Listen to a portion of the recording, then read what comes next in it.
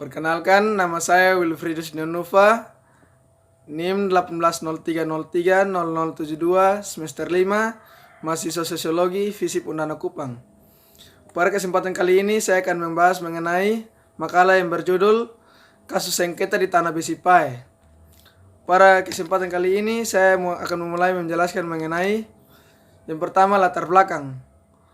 Tanah merupakan sumber kehidupan bagi makhluk hidup, baik manusia, hewan, atau tumbuh-tumbuhan.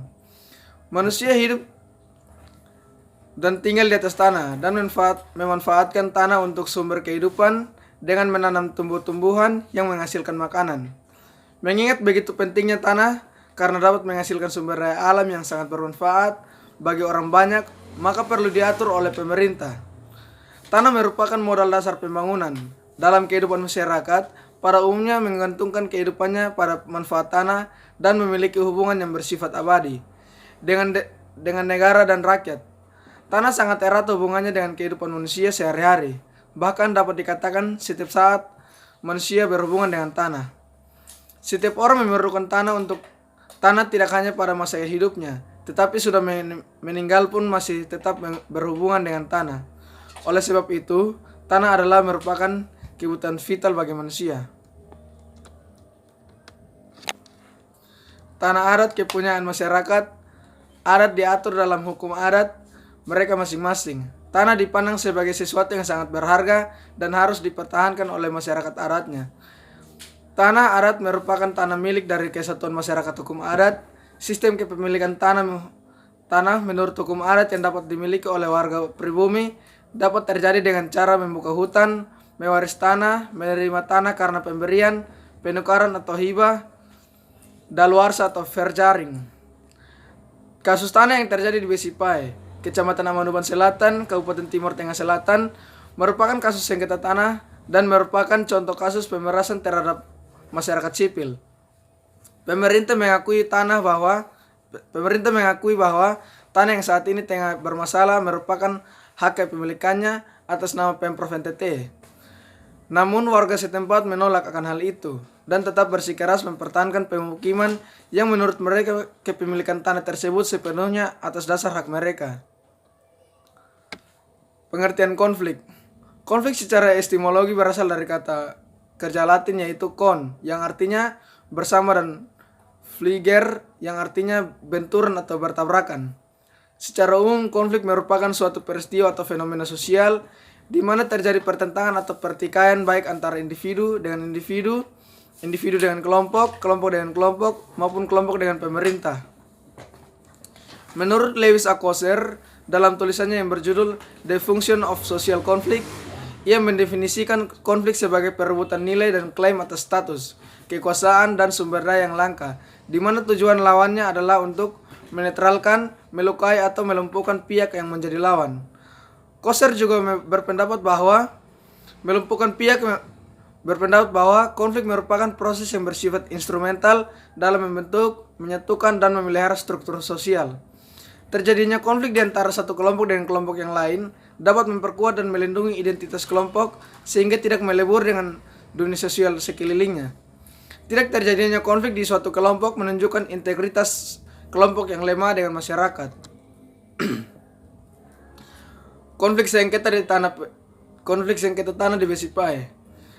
Jauh beberapa dekade sebelumnya, tepatnya pada tahun 1927, masyarakat adat Pubabu yang terdiri dari veteran Nabuasa, para amaf atau tua-tua adat, dan pemerintah kolonial Belanda menetapkan kawasan hutan Pubabu dengan luas wilayah 2.674,4 hektar itu menjadi hutan adat.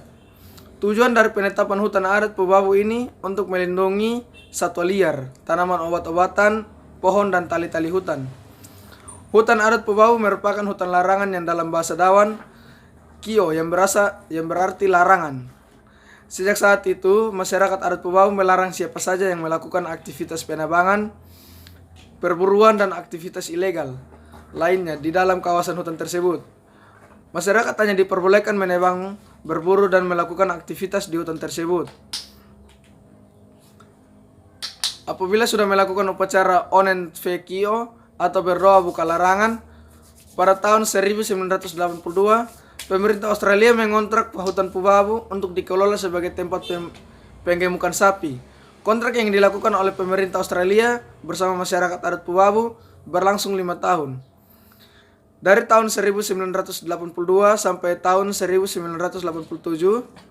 Setelah masa kontrak selesai, pemerintah Australia menyerahkan kembali hutan tersebut kepada pemerintah Indonesia karena kerjasama antar negara dan masyarakat adat Pubabu sebagai pemilik hutan adat.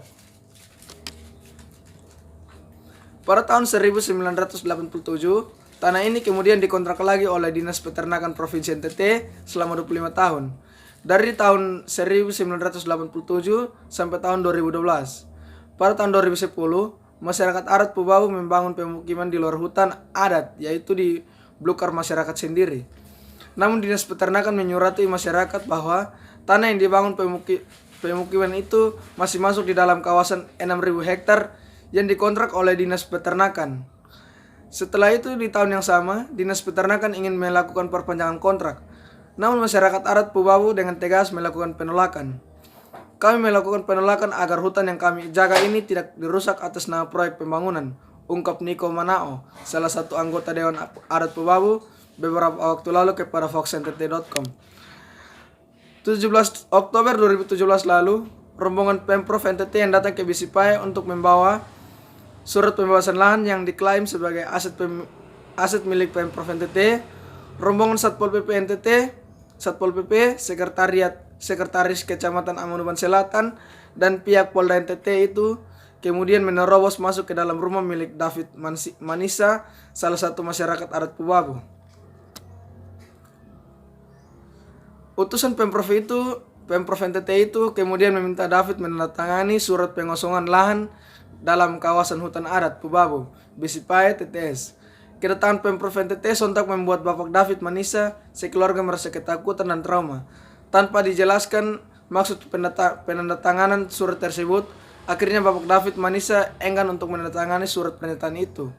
Demikian tulis ITA PKK dalam rilis yang ditandatangani oleh Ketua Dewan Adat Benyamin Selan dan Ketua ITA PKK Pubabu Bisipae, Immanuel Tampani, tahun 2017 lalu.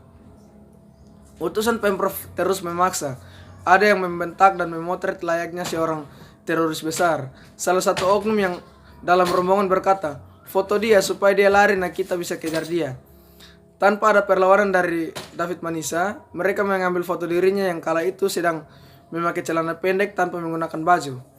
David Manisa pun diajak untuk mengikuti mereka agar bersama-sama menuju ke rumah warga masyarakat adat lain. Setelah dari rumah David Manisa, aksi tersebut berlanjut di rumah milik Fransae. Fransae juga dipaksa untuk menandatangani surat pernyataan pengosongan lahan. Pemaksaan yang dilakukan oleh rombongan tersebut mendapat protes dari masyarakat setempat. Bentrok pertama kali terjadi pada 18 Agustus tahun lalu yang mengakibatkan 29 rumah warga dibongkar. Teranyar 18 rumah kembali dibongkar pada bentrok yang terjadi beberapa hari lalu.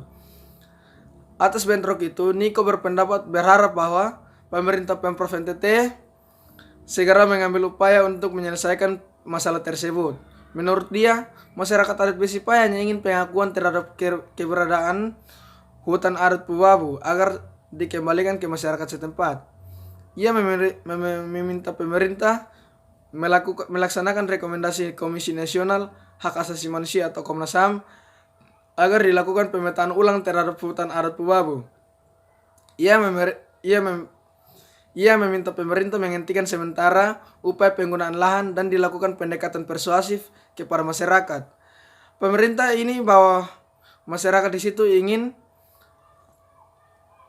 ada pengakuan terhadap hutan adat kami. Kedua masyarakat minta supaya pemerintah Provinsi NTT betul jangan ada pembiaran terhadap kasus ini. Karena sejak 2008 kami melihat ada unsur pembiaran, katanya.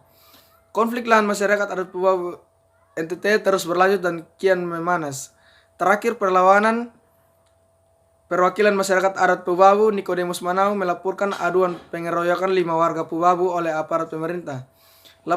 Laporan polisi bernomor LP /B /418 X IRES.1.24/2020 tertanggal 15 Oktober 2020 di Sentra Pelayanan Kepolisian Terpadu Polda Nusa Tenggara Timur.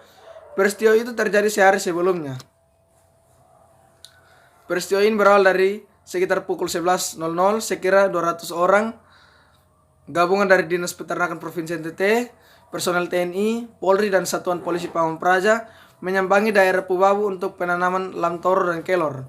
Namun warga menolak rombongan ini lantaran konflik tanah masyarakat adat itu belum rampung. Bahkan rekomendasi Komnas HAM yang diterbitkan September lalu perihal pengembalian lahan pertanian masyarakat yang dipinjami oleh Dinas Peternakan setempat serta mengevaluasi unit pelaksana teknis daerah belum direalisasikan. Status tanah milik masyarakat pun belum jelas. Masyarakat menolak tetapi rombongan paksa untuk kasih turun air dari mobil, kata Niko ketika dihubungi Tirto Jumat 16 Oktober 2020. Deputi Walhi NTT Juvensius Stefanus Nonga seperti dilansir dari Mongabay Indonesia Rabu tanggal 4 bulan 3 2020 lalu mengatakan perjuangan masyarakat Besipai adalah menuntut hak atas tanah leluhur dan untuk anak cucu mereka. Masyarakat mempunyai hak untuk menempati wilayah adatnya secara aman tanpa ada teror ataupun gangguan dari luar apalagi dari pemerintah sendiri, ucapnya. Walhi NTT memandang perlu adanya ruang dan kesempatan bagi masyarakat untuk berdialog secara langsung dengan Gubernur NTT dan pemerintah daerah sebagai cara satu-satunya untuk menyelesaikan masalah. Kehadiran pemerintah harusnya memberikan rasa nyaman bagi seluruh masyarakat tanpa terkecuali, tegasnya. Juven menjelaskan Dinas Peternakan Pemprov NTT mengembangkan lahan peternakan berdasarkan kesepakatan dengan masyarakat yang tertuang dalam sertifikat hak pakai selama 25 tahun sejak tahun 1987 hingga 2012. Sekian dari video saya kali ini. Terima kasih.